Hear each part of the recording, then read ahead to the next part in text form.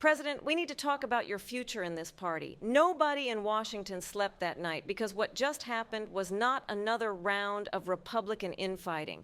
This was the breaking point. And what George Will is about to walk you through will not appear in any mainstream outlet for at least 48 hours.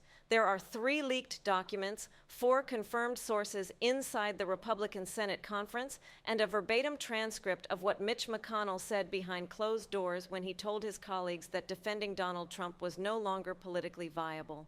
This information has a 6-hour shelf life before the spin machine buries it. This is Inside the Union tonight, 2:17 a.m. The phone call. Susan Collins was asleep when her phone rang. 2:17 in the morning, private number. She knew immediately who it was. You do not get calls at 2:17 a.m. from private numbers unless the caller believes the normal rules of human decency do not apply to them. She answered, Mr. President, what followed, according to a source who heard the recording, was 4 minutes and 37 seconds of pure rage. Trump did not say hello. He did not explain why he was calling. He just started yelling. You destroyed the Republican Party. I made you. I own you. And now you're going to pay. Collins didn't hang up. She let him talk. She let him burn through every ounce of fury he had stored up. And when he finally paused to take a breath, she said one sentence. Mr. President, I do not work for you. I work for the people of Maine. Then she hung up. She didn't go back to sleep. At 4 a.m., Susan Collins called Mitch McConnell. At 4:30, Lisa Murkowski called Mitch McConnell.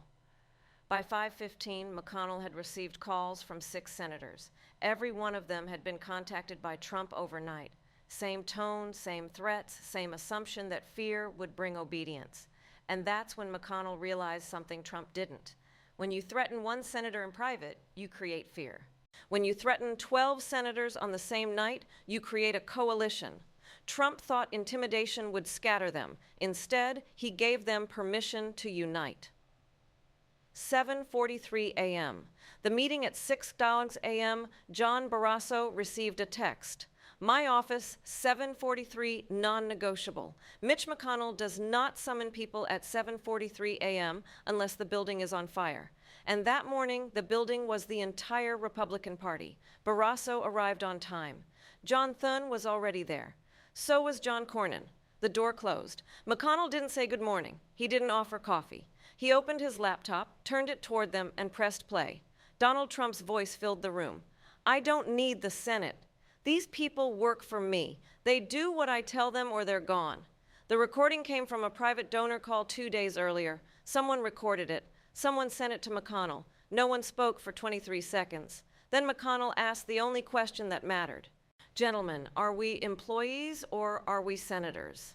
John Barrasso understood the stakes immediately. Internal polling in Wyoming, a state Trump won by 43 points, now showed Trump as a net negative. Donors were pulling back, voters were exhausted, and Barrasso faced a primary challenger with $4.22 million already raised. Stay loyal to Trump and probably lose. Break with Trump and maybe survive. 30 seconds passed. Then Barrasso said 4 words that changed everything. What's the plan? The plan.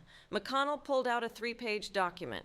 The header read Strategic Response Framework. This was not reactive. This had been sitting in his desk drawer for 2 weeks. Stage 1, the letter already completed. 12 Republican senators signed a joint statement opposing Trump's emergency powers demand and his threats against NATO allies. Precise, constitutional, devastating.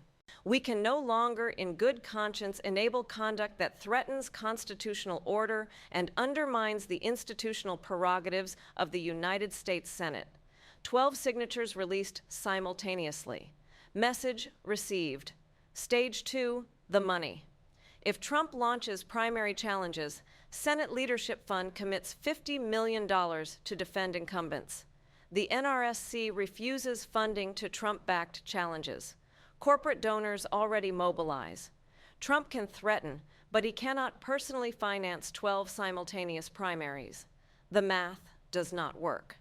Stage 3, the constitutional weapon probability of activation, 30%. A formal Senate resolution limiting executive emergency powers. Bipartisan public, unprecedented.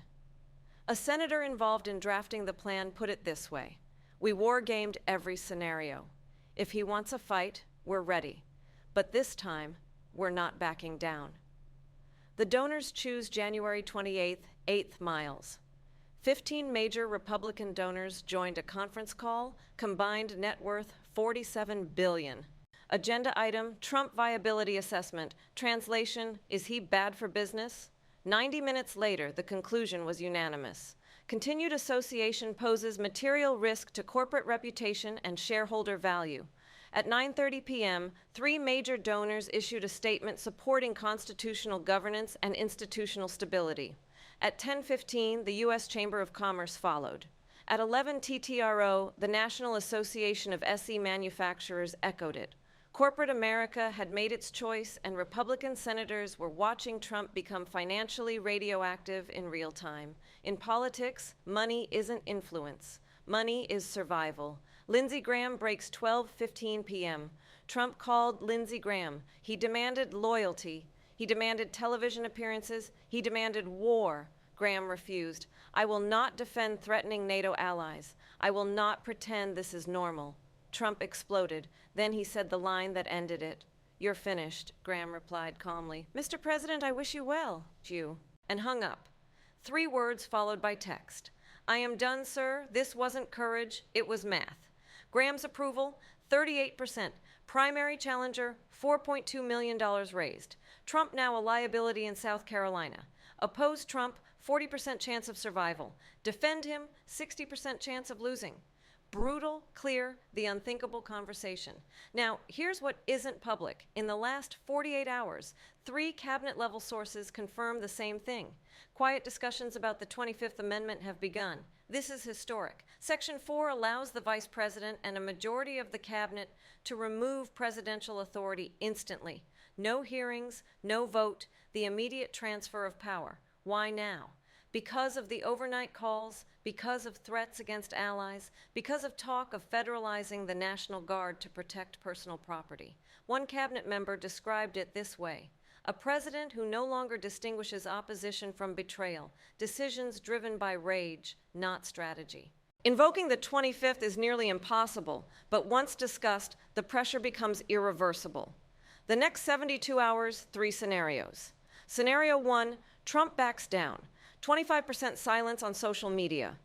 Emergency powers withdrawn quietly. Fox News shifts tone. Face-saving surrender. Scenario 2, stalemate 50%. Attacks continue.